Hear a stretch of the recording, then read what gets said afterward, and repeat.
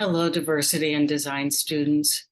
This is Landscape Week, and because it's a very special week, I'd like to share with you an image of a very special place on Earth, which is just about 30 minutes away from Buffalo. It's along the Lake Erie shores. It's the shoreline at Sturgeon Point, which is in Evans, New York.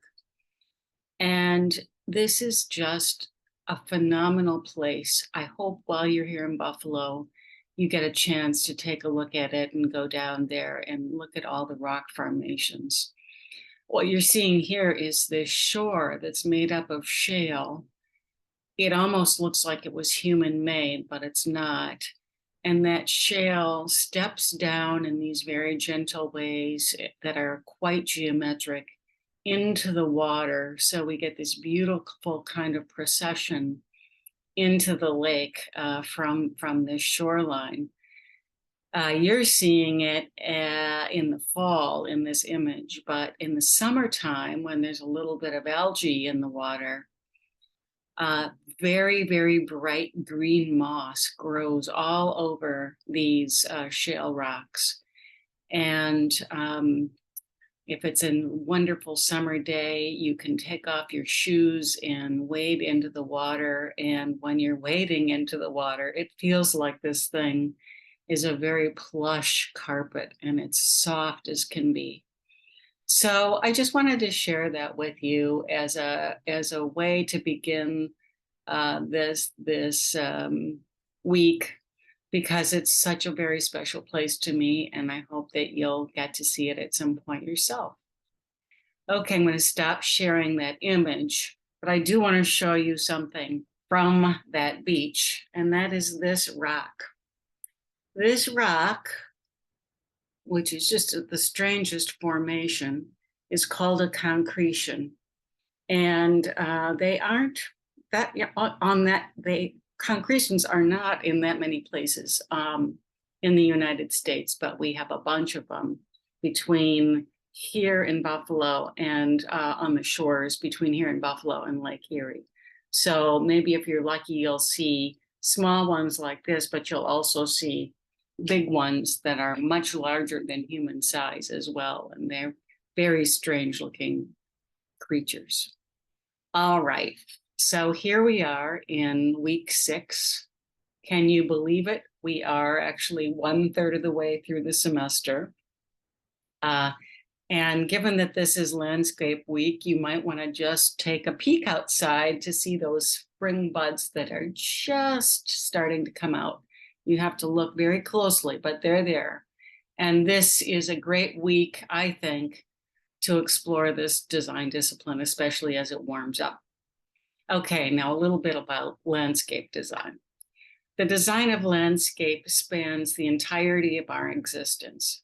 However, it wasn't until relatively recent history, which for me would be the mid-19th and early 20th centuries, that the term landscape architecture actually came into common use. It's a very strange phrase, and I find that phrase to be somewhat controversial. And if you want to hear more, just email me and I'll tell you why.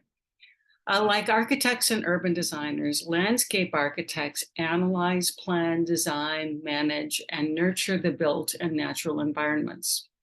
They design parks, campuses, streetscapes, trails, plazas, and other projects that help to define a community. This is a relatively small profession with only about 16,000 licensed landscape architects in the United States. But it's such a wonderful profession that I hope will get more landscape architects, especially as we become more and more concerned about the health of our planet. The aspect of landscape architecture that I find most interesting is that these designers are always thinking about the future. What will this place be in 1 year or 5 or 10 or 25 or 50 or even 100 years from now? This kind of speculation, coupled with the fact that nature is unpredictable, makes landscape architecture one of the most imaginative of all the design disciplines. I mean, after all, you're dealing with living entities that change and have lives of their own. So the materials of this week are going to give you a good historical and contemporary overview of this all-encompassing area of design. So we're going to start with five-minute videos that introduce you to landscape architecture concepts.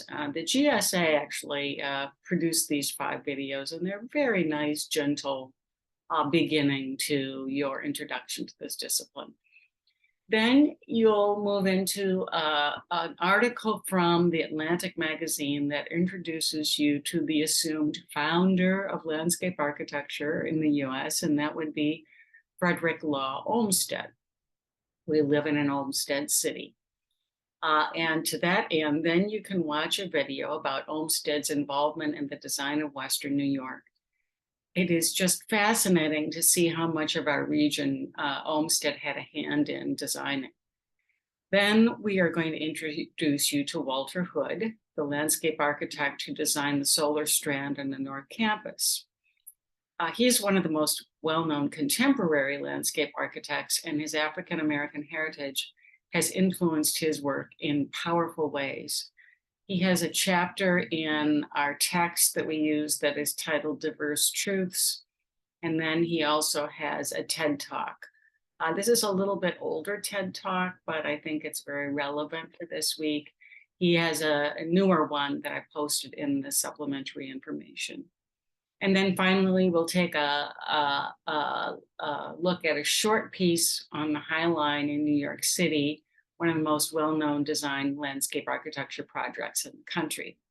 And if you've never been to the High Line, I hope you go there sometime because it is quite a treat. Then you also might want to look at the supplementary information for the week. Some of this could be very useful for the discussion question, especially if you are among the last to respond to the question for the week and you need some examples that other people have not used. We think that you'll find this package to be an intriguing look backwards and forwards through the lens of our designed outdoor environments. All right, now we get through the routine here. You've completed the activities, then you're ready to take on the quiz and jump into this discussion group.